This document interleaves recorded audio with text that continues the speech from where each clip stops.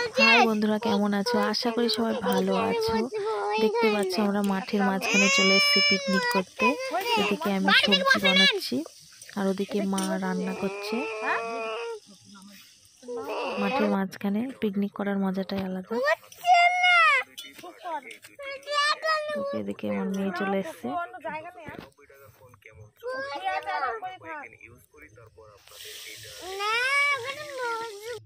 একদিকে ভাত রান্না হচ্ছে আর একদিকে তরকারি। খুব সুন্দর ওয়েদার। তারপরে চলে আসলাম আমরা একটু সর্ষের ভুঁয়ে একটু ছবি টবি তুলতে। বিহারে পোজ দিচ্ছি, এদিকে আমার মেয়েও পোজ দেওয়ার জন্য পুরো রেডি।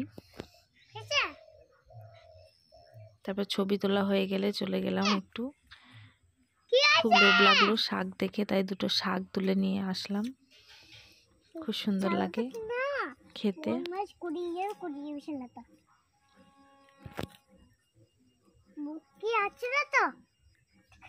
কেমন লাগলো জানিও।